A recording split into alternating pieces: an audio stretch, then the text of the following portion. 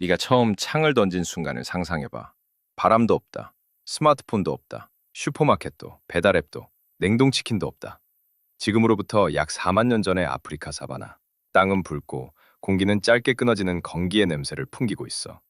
내 발 앞에는 털북숭이 들소 한 마리가 서 있다. 옆구리가 천천히 오르내린다. 살아있는 거야, 아직은. 너는 여기 오기까지 사흘을 걸었다. 발뒤꿈치에 물집이 잡혔고 마지막으로 제대로 된 걸 먹은 게 언제였는지 기억도 안 난다. 마을에는 아이들이 있다.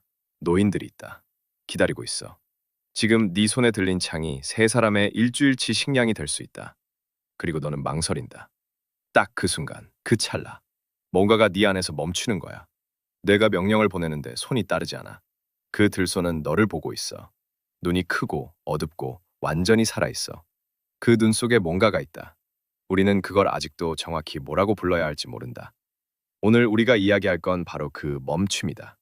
그게 왜 생기는지, 4만 년 동안 인류가 그걸 어떻게 다뤄왔는지, 그리고 왜 그 답이 너의 지금 이 순간과 생각보다 훨씬 가까이 닿아 있는지에 대해서. 우리가 고대 사냥꾼을 상상할 때 만들어내는 이미지가 있다. 잔인하지 않더라도 최소한 냉정한 존재, 감정을 지워버린 생존 기계. 동물을 죽이는 걸 마치 우리가 냉장고 문을 여는 것처럼 그냥 하는 일로 여기는 존재. 할리우드가 그렇게 그렸고 교과서가 그렇게 가르쳤고 우리의 직관도 그걸 편하게 받아들였다. 어차피 생존이 목적이었으니까 감정은 사치였을 거라고. 그런데 이 이미지에는 문제가 있다. 하버드 대학교 인류학과의 리처드 랭엄 교수가 20세기 말부터 시작한 수십 년에 걸친 연구와 캐나다 에버타 대학교의 민족지학자 팀이 2002년에 발표한 비교 문화 연구는 전 세계 수렵 채집 사회를 들여다봤을 때 이상한 패턴 하나를 발견했다.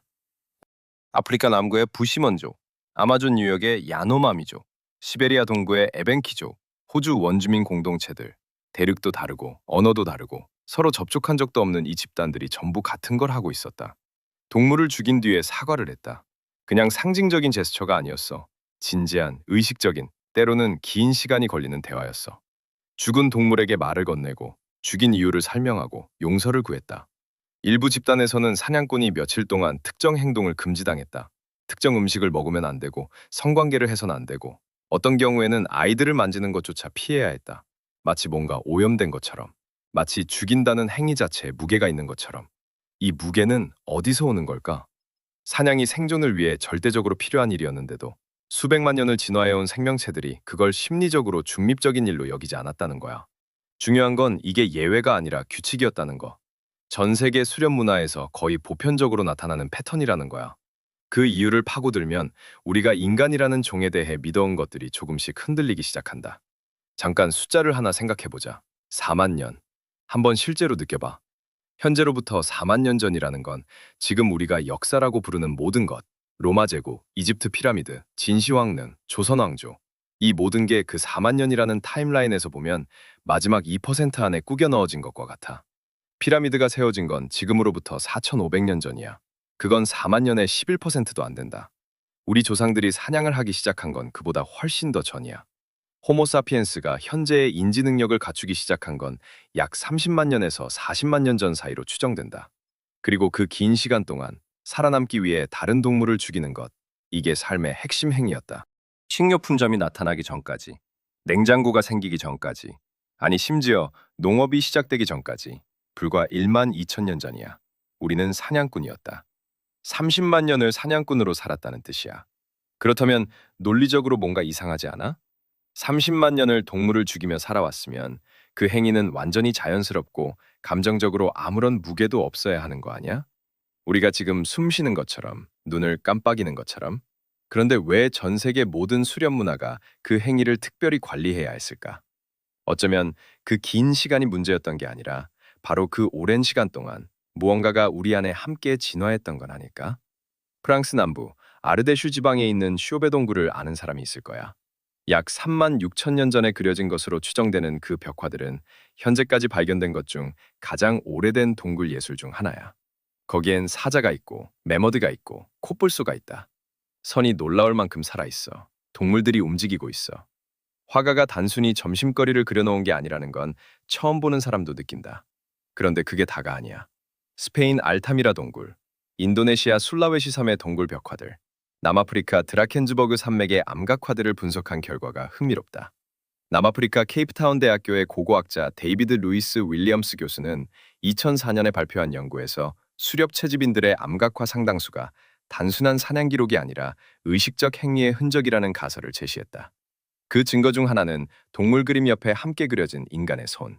정확하게는 손바닥을 대고 뿜어서 그린 음각의 손이야. 그 손이 뭘 의미하는지 우리는 확실히 알 수 없다. 탐사가, 식별이, 소유권의 표시가, 아니면 기도가, 학계에서도 아직 합의가 없어. 하지만 한 가지는 분명해. 그 사람들은 동물을 그냥 잡아먹고 끝낸 게 아니었어.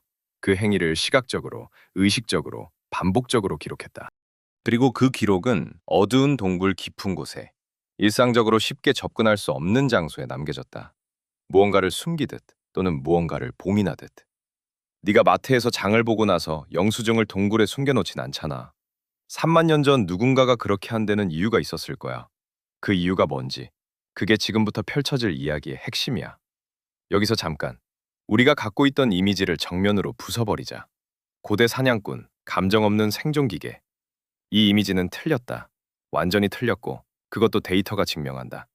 미국 미시건 대학교의 인류학자 킴 힐과 에이다 후르타도가 2000년대 초반 남미 아체족 수렵 채집인들과 15년 이상 함께 생활하며 축적한 현장 연구를 보면 사냥꾼들이 큰 동물을 죽인 직후에 보이는 행동 패턴이 눈에 띈다. 그들은 혼자 있으려 한다. 조용해진다. 어떤 경우에는 동물의 머리 방향을 특정 방향으로 놓아두거나 일부 내장을 그 자리에 남겨두는 의식을 치른다. 이게 낭만화된 원주민 신화가 아니야. 현장에서 직접 측정하고 기록한 행동 데이터야. 그리고 비슷한 패턴은 캐나다 북부 크리족 사냥꾼들에서도 나오고 나미비아 칼라하리 사막의 산족 사냥꾼들에서도 나온다. 핀란드 헬싱키 대학교의 연구자 아이노 카탈야 교수가 2018년에 발표한 비교 분석에서 32개의 독립적인 수렵 채집 사회의 사후 의식을 비교했을 때 그중 28개에서 유사한 화해 패턴이 발견됐다. 28개. 서로 연결고리가 없는 사회들이야. 접촉도 없었고 문화적 전파도 불가능한 거리와 시간을 두고 떨어져 있었어. 그런데 죽은 동물 앞에서 그들이 하는 일은 놀랍도록 비슷했다. 이게 문화적 우연이라고 설명하기에는 너무 많이 겹쳐. 이건 본능적인 거라고 보는 게 더 자연스러운 설명이다.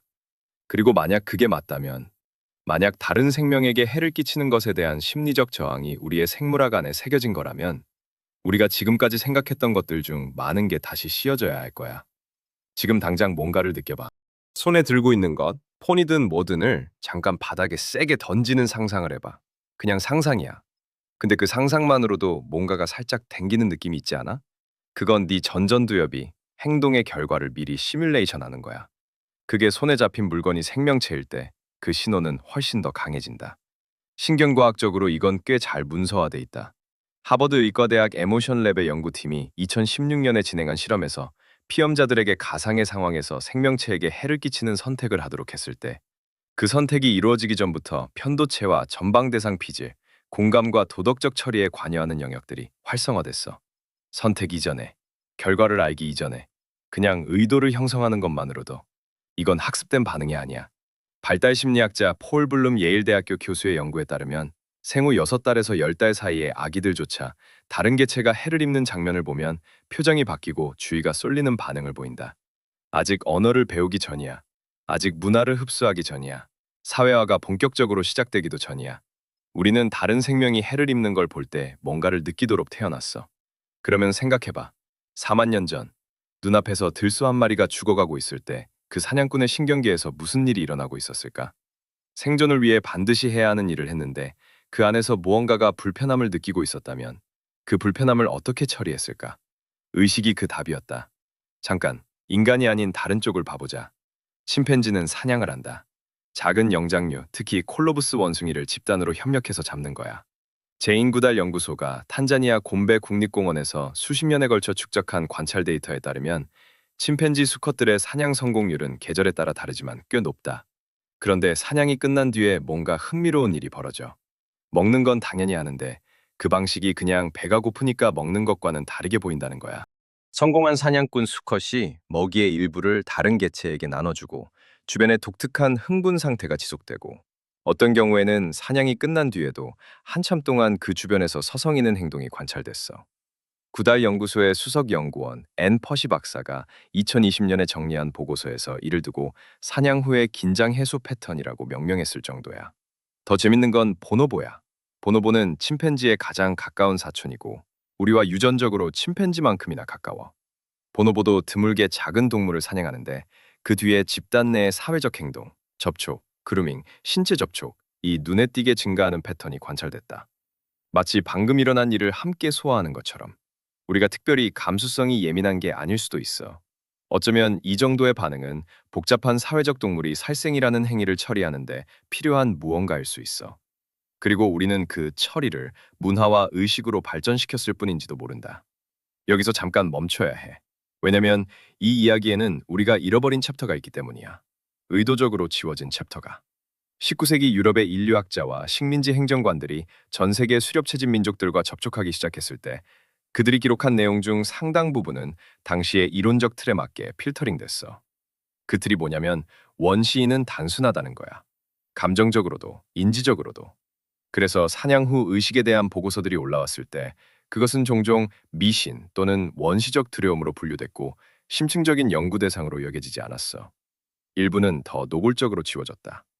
북아메리카 여러 원주민 부족에서는 사냥 관련 구전 전통과 의례 지식이 선교사들에 의해 체계적으로 억압됐어. 20세기 초까지 캐나다에서 운영된 원주민 기숙학교에서는 부족의 언어와 함께 그 안에 담긴 생태적, 의례적 지식 전체가 금지됐다. 사냥 후 의식에 대한 구전 전통 역시 그 안에 포함돼 있었어. 그 지식이 완전히 사라진 경우도 있다. 이 얘기가 중요한 이유는 우리가 지금 가진 데이터가 실제로 존재했던 것의 일부분에 불과할 수 있다는 거야. 지금 인류학자들이 수집한 수렵채집 문화의 의뢰 기록들은 이미 상당 부분 훼손되거나 변형된 후에 남은 것들이야. 그 이전에 얼마나 더 풍부하고 정교한 시스템이 있었는지 우리는 알 수 없어. 누군가의 불편함을 지워버리는 건 그 불편함이 존재하지 않았다는 의미가 아니야. 잃어버린 기억도 여전히 남긴 흔적이 있다. 그리고 그 흔적들을 통해 우리가 발견하고 있는 것은 살생에 대한 심리적 무게가 보편적인 인간 경험이었다는 거야. 수천 년 동안 대륙을 넘어서. 그래서 실제로 그 의식들이 어떻게 작동했냐고? 이건 신경과학이 꽤 구체적으로 설명할 수 있는 영역이야.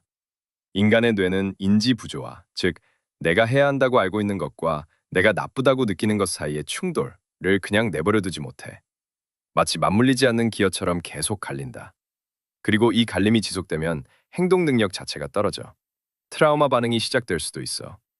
스탠퍼드 대학교 심리학과의 제임스 그로스 교수가 2012년에 정리한 감정조절 이론에 따르면 인간이 강렬한 부정적 감정을 처리하는 가장 효과적인 방법 중 하나는 그것을 외부화하는 것. 즉, 의식이나 언어나 행동을 통해 외부로 꺼내는 거야. 안에 가두는 것보다 훨씬 효과적으로 소화된다. 고대 수렵 채집인들이 발명한 건 기본적으로 그것이야. 죽은 동물에게 말을 건다는 건 내 행위를 언어화한다는 거야. 사과를 한다는 건 내가 그 행위의 무게를 인정한다는 거야. 일정 기간 특정 행동을 금한다는 건 그 경험을 일상에서 분리해 처리할 공간을 만든다는 거야. 현대 심리학 용어로 번역하면 이건 노출요법과 인지 재구성과 행동적 경계 설정의 조합이야. 인터넷도 없이 심리학 학위도 없이 그들은 스스로를 치유하는 방법을 찾아냈다. 가장 놀라운 건 그게 실제로 작동했다는 거야. 수십만 년 동안 작동했다는 거야. 정신건강 관리 시스템이 없던 시대에 죽이는 것을 직업으로 가진 사람들이 세대에 걸쳐 기능을 유지할 수 있었던 건 이 의식들이 있었기 때문이라고 봐도 틀리지 않아. 이 이야기에서 가장 이상한 부분 중 하나가 여기야. 전 세계 수렵 채집 문화를 조사하다 보면 반복적으로 나타나는 금기가 있어. 사냥 나가기 전에 목표 동물의 이름을 직접 불러서는 안 된다는 거야. 특정 단어를 피하고 간접적인 표현을 쓰거나 아예 손가락으로 방향만 가리키는 방식으로 소통해. 캐나다 이누이트 공동체에서 영국 인류학자 프란츠 보아스가 19세기 말에 처음 이것을 체계적으로 기록했을 때 그는 이걸 언어 금기라고 불렀어. 처음에는 그냥 미신처럼 보였어. 이름을 부르면 동물이 도망간다는 믿음 정도로 해석됐어. 그런데 노르웨이 오슬로 대학교의 언어 인류학자 에이나르 한세 교수가 2019년에 비교 분석한 연구에서 다른 해석을 제시했어. 그에 따르면 이 언어 금기는 사실 이중으로 작동하고 있었어. 하나는 실용적인 기능, 소음을 줄이고 동물에게 특정 음파를 전달하지 않기 위한 것.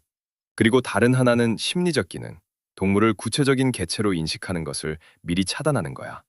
이름이 없으면 살인이 아니야. 이건 현대 심리학이 아주 잘 아는 메커니즘이야. 우리가 어떤 존재에게 이름을 부여하는 순간 그 존재는 특정성을 얻어 구별되는 개체가 돼. 그리고 구별된 개체를 죽이는 건 이름 없는 대상을 처리하는 것보다 훨씬 더 큰 심리적 비용이 들어. 이건 군사 훈련에서도 알려진 거야. 적군을 개인으로 인식하게 만드는 조건이 형성되면 사격 명령 수행 비율이 떨어진다는 게 여러 훈련 연구에서 확인됐어. 고대 사냥꾼들은 이걸 이미 알고 있었던 거야. 말로 배운 게 아니야. 어디선가 읽은 게 아니야. 수천 년의 집단 경험이 축적되면서 뭐가 효과가 있고 뭐가 없는지를 세대를 통해 전달한 거야. 인류 역사상 가장 오래된 심리기술 매뉴얼은 교과서가 아니라 금기의 형태로 전해졌다. 그런데 사냥이 끝난 뒤에는? 그때는 이름을 불렀어. 이름을 돌려줬어. 용서를 구했어. 프로세스가 완전히 뒤집혔어. 왜냐면 이제는 반대 작업이 필요했으니까. 그 동물을 다시 개체로 인식하고 그것과 화해하는 과정이 필요했으니까. 이름을 제거하는 것과 이름을 돌려주는 것. 이 두 가지 사이에 인간이 살아남기 위해 개발한 가장 복잡한 심리 프로토콜이 있었어. 잠깐 이 아이디어를 끝까지 당겨보자. 만약 살생에 대한 심리적 저항이 문화가 아니라 생물학이라면, 만약 이게 학습이 아니라 진화가 새겨넣은 거라면, 그게 무엇을 의미하는지 생각해봐. 이건 지구상에서 가장 오래 살아남은 생명 전략이야. 복잡한 사회적 동물이 함께 살아남기 위해서는 내 집단의 구성원에게 해를 끼치는 것에 대한 억제가 필요해. 그건 진화 생물학에서 잘 알려진 원리야. 그런데 그 억제가 내 집단을 넘어서 다른 생명체에 대한 공격에도 영향을 미쳤을 수 있어. 다른 동물을 죽이는 것도 같은 신경회로를 건드리는 거니까. 미국 국립보건원 산하 신경윤리연구팀이 2022년에 발표한 리뷰 논문에서 다룬 내용이 있어. 도덕적 감정, 죄책감, 공감, 수치심을 처리하는 신경회로들이 포유류 진화에서 매우 이른 시점에 등장했다는 거야. 이 회로들은 파충류에는 없어. 포유류에게 나타나기 시작해. 그리고 영장류에서 가장 복잡하게 발달해. 인간은 그 끝에 있어. 이게 뭘 의미하냐면 우리가 다른 생명에 대해 뭔가를 느끼는 능력은 진화가 우리에게 필요하다고 판단해서 남겨둔 것이라는 거야. 진화는 쓸모없는 걸 유지하지 않아. 에너지가 드니까. 그런데 이 능력은 유지됐어. 수백만 년을 넘어서. 그게 왜냐고? 아직 우리는 완전한 답을 가지고 있지 않아. 공정하게 말해야 해. 이 분야의 연구는 진행 중이야. 하지만 가장 유력한 가설 중 하나는 이 감수성이 집단 내 협력과 사회적 결속을 유지하는 데 핵심적인 역할을 한다는 거야. 살생에 대한 저항은 내 집단 폭력에 대한 저항과 같은 뿌리를 공유할 수 있어. 즉, 우리가 동물을 죽이면서 느끼는 불편함은 우리가 서로를 죽이지 않도록 만드는 시스템의 부산물일 수도 있다는 거야. 이 아이디어를 어떻게 받아들일지는 잠깐 생각해 볼 시간을 줄게. 여기서 잠깐 앉아. 왜냐면 지금 이 이야기가 완전히 다른 방향으로 가고 있거든. 우리가 보통 공감을 이야기할 때 그걸 문명의 산물로 보는 경향이 있어. 교육받고, 윤리적 가르침을 받고, 공동체 안에서 학습하면서 발달한 능력이라고. 다시 말해, 우리가 소프트하게 사회화된 결과물이라고. 동물을 보고 불쌍하다고 느끼는 건 세상이 편안해졌기 때문이라고. 근데 이게 틀렸을 수도 있어. 생존이 달린 상황에서, 그것도 수십만 년에 걸쳐 먹기 위해 동물을 죽여야 했던 사람들이 그것을 심리적으로 중립적으로 만들지 못했다면 그 불편함은 학습된 게 아니라는 거야. 오히려 그 반대일 수 있어. 살생에 대한 심리적 저항이 먼저 있었고 그것을 처리하기 위해 문화가 만들어진 거라고. 이건 생각보다 훨씬 더 급진적인 주장이야. 왜냐면 이게 맞다면 다른 생명에게 해를 끼치는 것에 대한 불편함은 우리가 나약해서 생긴 게 아니라는 거야. 그게 기본값이라는 거야. 기술적으로 정확하게 말하자면 그게 진화가 수백만 년에 걸쳐 우리 안에 새겨넣은 어떤 것이라는 거야. 사회적 종으로서, 함께 사는 법을 배워야 하는 존재로서. 그렇다면 우리가 그 불편함을 지워야 할 약점으로 보는 건 무언가를 잘못 이해하고 있는 건지도 몰라. 상상의 냉혹한 사냥꾼으로 다시 돌아와 보자. 이제 거기에 또 다른 데이터를 얹어보자. 군사심리학의 데이터야. 미국 육군 군사 역사가 데이브 그로스만 중령이 2006년에 출판한 연구서 살인에 관하여는 2차 세계대전 당시 미군 소총수들을 분석한 사무엘 마샬의 연구를 기반으로 확장한 거야. 마샬의 원래 조사 결과가 충격적이었어. 전투에서 실제로 총을 발사한 병사의 비율이 15에서 20% 정도에 불과하다는 거였어. 훈련을 받았고 명령이 있었고 생존이 달려 있었는데도 나머지 80%는 쏘지 않았어. 이 연구는 이후 일부 방법론적 논쟁이 있었고 정확한 수치에 대해서는 학계에서 이견이 있어. 그로스만 자신도 그것을 인정해. 하지만 그가 지적한 방향성, 인간은 같은 종의 구성원을 직접 죽이는 것에 대해 본능적 저항을 가지고 있을 수 있다는 가설은 그 후의 연구들에서 계속 지지받았어. 이게 사냥 이야기랑 뭔 상관이냐고. 사냥은 다른 종이야. 그래도 마찬가지였다는 거야. 전 세계 수렵 문화에서 같은 패턴이 나온다는 건 대상이 동물이든 같은 인간이든 생명을 끊는 행위 자체에 대해 우리의 신경계가 어떤 반응을 내보낸다는 신호일 수 있어. 그리고 이걸 현대 도살 산업에 얹어봐. 지금 우리가 먹는 고기가 어디서 오는지에 대한 의식적 차단, 포장 육류, 가공식품, 무엇을 먹는지와 그것이 어떻게 만들어지는지 사이의 거리두기. 이 모든 게 어쩌면 고대 의식이 현대적으로 진화한 형태일 수 있어. 우리는 의식 대신 거리를 선택했어. 죽인 것과의 화해 대신 죽임이 있었다는 사실을 보지 않는 방법을 선택했어. 더 효율적이야, 더 대규모야. 하지만 그게 더 건강한지는 모르겠어. 여기서 회의론자의 목소리를 들어보자. 잠깐만요. 수렵 채집인들의 의식이 심리적 불편함을 처리하는 거라는 해석은 너무 현대적인 시각 아닌가요? 어쩌면 그건 그냥 미신이었을 수도 있잖아요. 동물을 신성시하는 종교적 믿음에서 나온 거지. 심리적 필요에서 나온 게 아닐 수도 있잖아요. 공정한 지적이야. 진지하게 답할 가치가 있어. 두 가지가 동시에 사실일 수 있어. 의식이 종교적 믿음에서 나왔다는 것과 그것이 심리적 기능을 수행했다는 것은 서로 배타적이지 않아. 사실 의식이 그렇게 오래, 그렇게 광범위하게 지속됐다는 건 그것이 단순한 미신을 넘어 실제로 뭔가를 해결하고 있었다는 증거일 수 있어. 진화적으로 쓸모없는 행동이 수만 년 동안 독립적으로 수십 개의 문화에서 유지될 이유가 없거든. 그리고 더 직접적인 증거도 있어. 오타와 트라와 대학교의 의료 인류학자 로라 애들러 교수가 2017년에 발표한 연구에서 현대 수렵 채집 공동체의 사냥꾼들을 인터뷰한 결과 의식을 제대로 수행하지 못한 경우, 예를 들어 급박한 상황에서 의식을 생략해야 했을 때 사냥꾼들이 보고하는 심리적 증상들이 있었어. 불면, 불안, 그리고 특정 장소나 동물에 대한 회피, 트라우마 반응과 유사한 패턴이었어. 이건 믿음의 문제가 아니야. 경험의 문제야. 그러면 질문은 이거야. 우리는 그 경험을 어떻게 다루고 있어? 우리는 그 불편함을 처리하는 의식을 갖고 있어? 아니면 그냥 불편함 자체를 보지 않는 방식으로 시스템을 설계했어? 다시 처음으로 돌아가자. 사바나, 붉은 땅, 창을 든 손, 그리고 들소의 눈. 이제 우리는 그 장면이 더 잘 보여. 그건 냉정한 생존 기계가 효율적으로 작동하는 장면이 아니야. 그건 살아남아야 한다는 압박과 다른 생명을 끊는다는 것에 대한 본능적 저항이 수십만 년 동안 함께 진화해온 두 힘이 정면으로 충돌하는 순간이야. 그리고 그 충돌을 해결하기 위해 우리가 만들어낸 것들, 의식, 언어, 용서를 구하는 말, 몸이 스스로를 정화하는 시간. 그게 어쩌면 인간 문화의 가장 오래된 칭위일 거야. 공감이 먼저였어. 문화가 그 뒤를 따랐어. 우리는 종종 우리 자신을 이해하기 위해 아주 먼 과거로 가야 한다. 우리가 지금 무엇을 불편해하는지, 무엇을 외면하는지, 무엇을 의식으로 처리하는지를 이해하기 위해. 그 이해가 어떤 행동으로 이어질지는 각자가 결정할 일이야. 그건 내 몫이 아니야. 하지만 이 하나는 남겨두고 싶어. 4만 년 전 사냥꾼이 들소 앞에서 멈췄던 그 찰나의 망설임. 그게 나약함이 아니었다면, 그게 수백만 년의 진화가 우리 안에 새겨넣은 무언가였다면, 우리가 지금 무언가 앞에서 멈추는 순간들도 어쩌면 같은 이유일지 모른다. 살아있다는 것은 무언가가 살지 못하게 하는 것에 대해 무감각해질 수 없다는 뜻인지도 모른다.